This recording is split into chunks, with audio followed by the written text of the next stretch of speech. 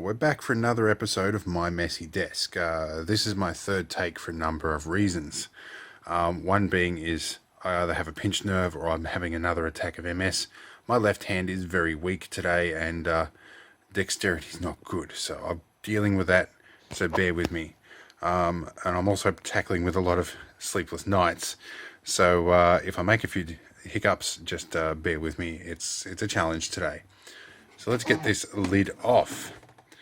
So this particular piece of equipment came from my 90-plus-year-old neighbour, who's a very interesting and very experienced bloke with a lot of background in the music and movie industry.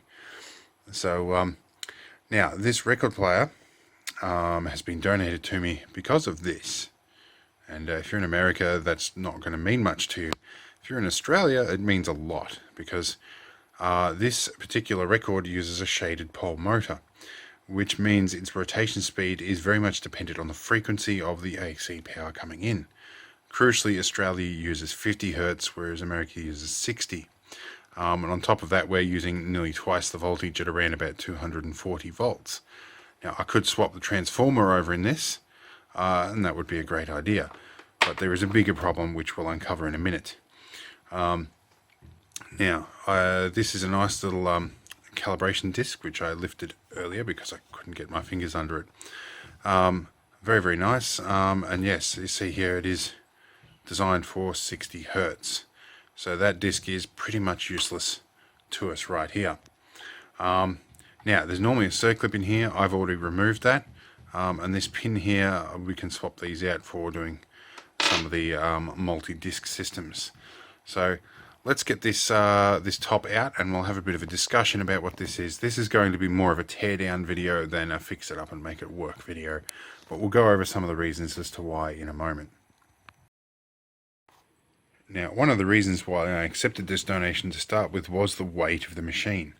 Now, this is the turntable on the underside, and it's very clearly cast, and it's either zinc or something like that. It's way too heavy to be aluminium.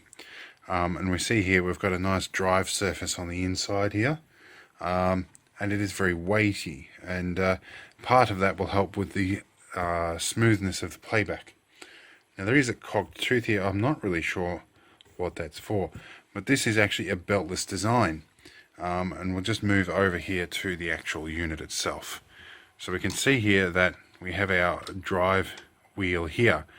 Now, that makes contact with the actual inner surface in here, as we were explaining before.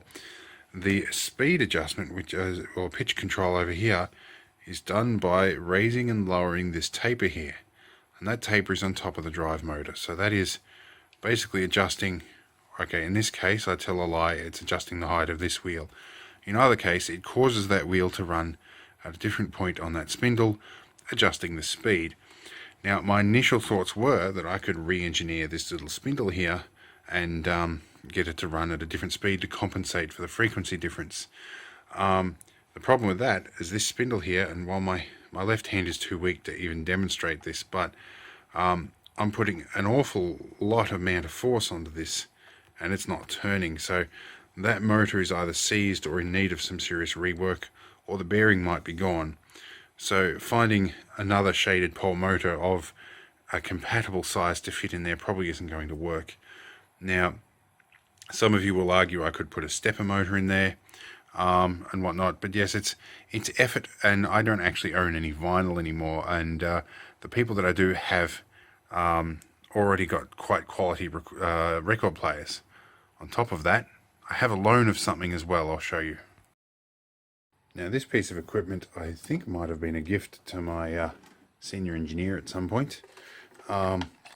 This is actually a very modern, very cheap Chinese-made record player. But you know, if we're desperate to play something with reasonable quality, this will do it, and it's relatively smooth. It even has a Bluetooth interface, but it's nothing really to write home about.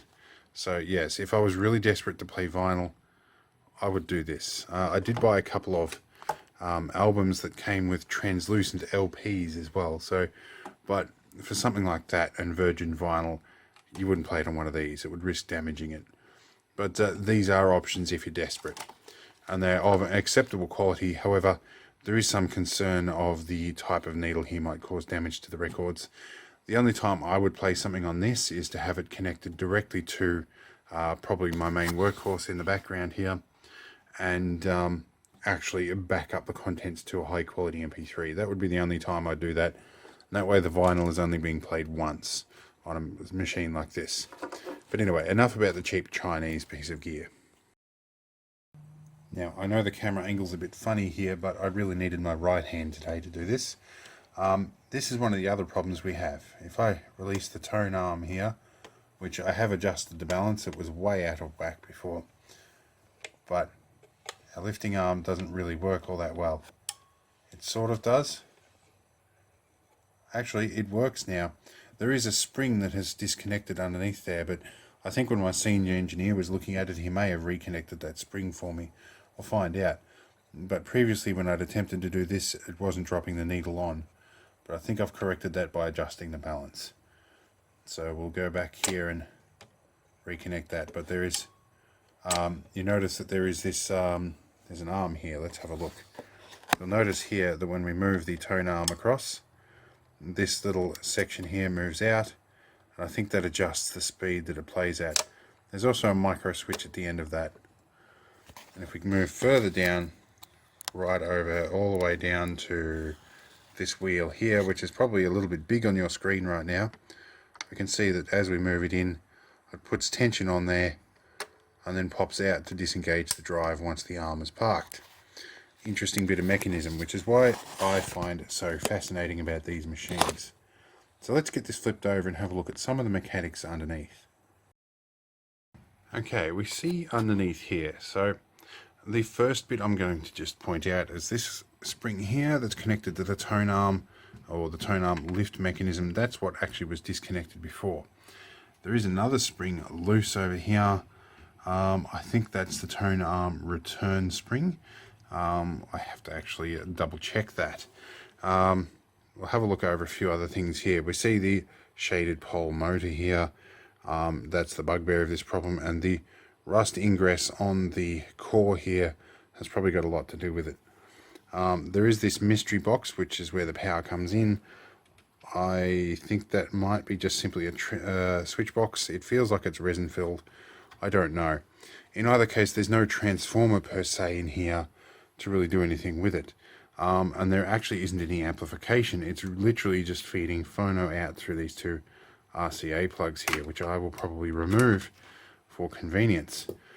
That does make changing the leads easier, but there's no real amplification. It's direct out from the phono, so that again presents another barrier as well. So there's a lot of work in converting this to work on Australian voltages, and I certainly don't have anywhere near enough vinyl to warrant buying a transformer to bring it back down. Even then, I still have the frequency problem, so probably not worth my time working at this. But we can still examine the mechanics and have a look at you know, what parts function and how. And I find it interesting that given the era of this, that there is a big giant plastic drive gear here, which actually looks like that might engage with that cogged center on the turntable. So it's very interesting. And this here, I think this is what handles all the switching. So that mechanism that pushes inwards here is actually engaging cams on this central piece here. And this looks like an electrical contact, so it's turning the motor on and off at certain times. I like electromechanical stuff. This is why you can't sell me, to save your life, one of those digital pinball tables. I don't play them because I like pinball. I play them because I like to hear all the electromechanical contacts and relays and solenoids ticking in and out. That is the bit that I enjoy, and knowing that they're in there. So yes, this is pretty much as far as I'm going to go with this. So yeah, I thought it would be just worth doing it. If you guys, this will be with me for a little while yet, so if you guys are interested in some more of the innermost details of what's actually in this, let me know, because I'll dismantle it for you.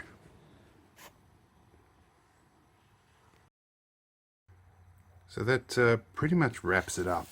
It looks like needles actually, or a needle assembly has actually come out, or stylus rather. This looks like it's a dual coil, obviously because it's stereo. So yes, there is correct terminology around this that I'm aware of. I just don't recall it at the moment. It's been a few years, as you might imagine. So this might be what I keep for future experiments, but everything else is pretty much going to have to go. So if you'd like to know some innermost details about this, or like, you know, if you're really like desperate for it, let me know. I'm not really keen to ship this overseas, so it's probably going to end up in e-waste in the near future. So yeah, hit me up before the next couple of weeks if this is of any interest to you. Alright, so I'm going to wrap this video up and I'm going to move on to some more interesting stuff. So I'll see you all soon, and hopefully Lefty sort of does his job by the time the next video comes around.